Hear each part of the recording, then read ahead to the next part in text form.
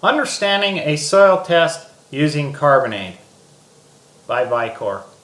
I wanted to take a little bit of time today to try to help describe to you how I look at soil samples and soil testing and using an acid to release nutrients.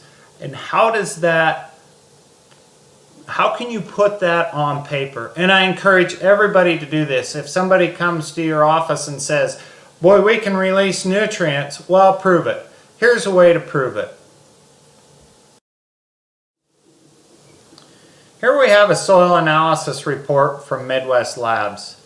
And this particular test is called an S3C test or a regular soils test. And we've seen similar soil tests this before. But before we get into it, I want to tell you that soil testing does not measure plant available nutrient or pounds of available nutrient. It is an index value of nutrients in the soil. So with that being said, we went out on a fairway, on a green, and just took regular soil samples. The difference is we added carbonate to one, and look at what happened to the pH. On the fairway, we dropped it to a 3.0, and on the green, we dropped it to a 5.6. Let's look at organic matter. Keep in mind, we added an acid, carbonate. Carbonate is 0.7 pH. So we were able to drop the pH of the soil. And if we look at organic matter, we've always looked at organic matter in the forms of thatch. Leaf tissue, lignin, etc., etc. But what if we took a minute and we broke it down even further? We increased the organic matter from a 2.2 to a 3.8. That's 1.6%. So why is organic matter in percentages? Because for every 1% of organic matter, that is equal to 10,000 pounds of organic matter per acre inch.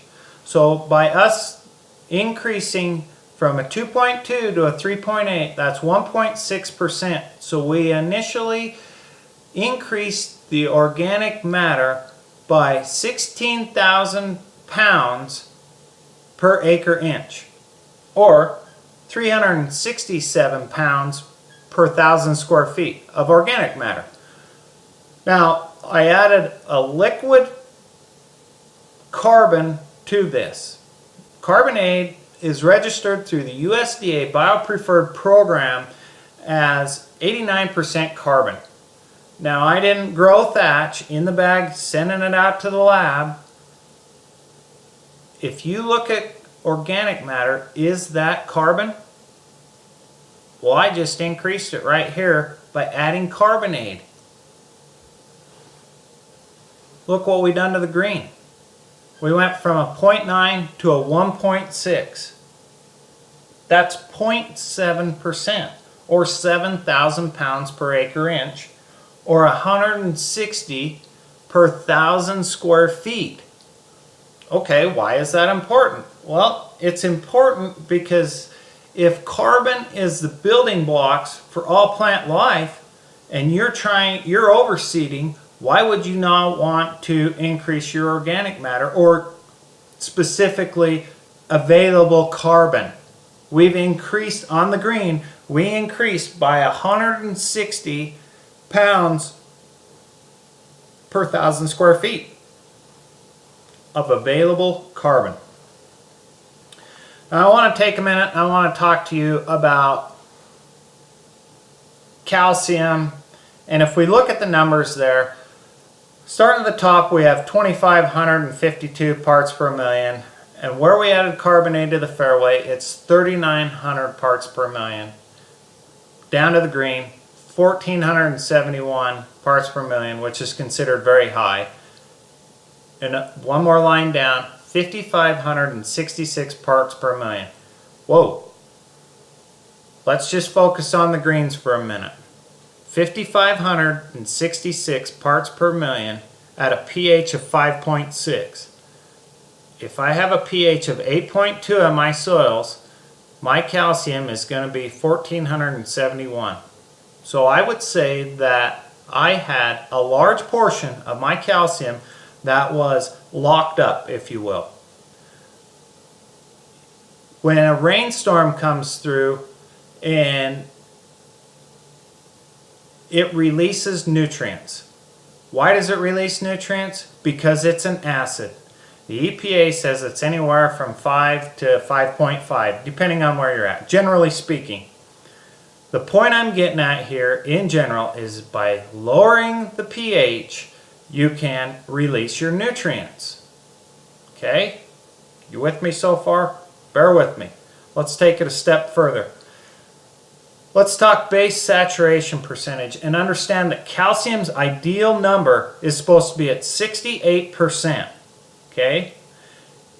If the green that had the lowest amount was 87.8, it had 1471 parts per million, which is very high.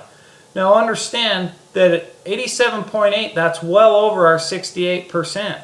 Now if you're trying to release calcium, or if you didn't have carbonate added to your green, you would probably say that you didn't have enough calcium. Or do you? If you were looking at the rates, you'd say, well, yeah, I have plenty of calcium, but I only have 1471 parts per million, and by adding carbonate, I have 5566, but it's only considered high, okay? And if you go back to the base saturation percentages, you'll see that if we're looking for that ideal number at 68%, how much closer did we get? Are we balancing the soils, if you will? We talked rainwater briefly and being an acid. So here's a weak acid on phosphorus, and here's a strong acid, or a weak bray and a strong bray. And if you look at the strong bray numbers, those numbers are higher than the weak bray. And I encourage you to pull yours out and look at yours, and you'll see that those numbers are always higher.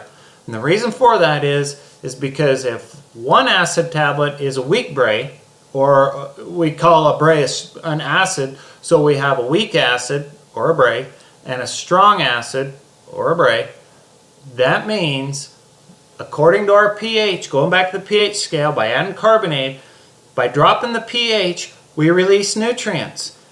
And you can look across here and see that by lowering the pH, you're releasing nutrients. Hence why, when you have a rainstorm that comes through and releases nutrients by adding an acid, you get a flusher growth. But what would happen if we took it a step further? Here's the next step. This is a total soil report. Once again, Midwest Labs, but this is called a PT2 test, or a nitric acid test, if you will. And that is taking the pH down to a 1.1 pH. Essentially, what they're doing is doing a tissue test on soils. And if we look at the calcium for just a minute here, we can see that those numbers are way high in comparison to previous testing. So let's pull that previous test up because my memory is not as good. If we look at calcium, for example, and we take those numbers right from the previous screen, we were at 1471, 5500 on a green. I've tried to line them up the best I could. But you can see where we're at. If we drop that pH down even more to a 1.1, how much calcium did we release? And that goes with all the rest of the nutrients. My question is to you guys is, why not add carbonate? It's a pH of 0.7. It's designed to be injected through the irrigation system. Add an energized carbon.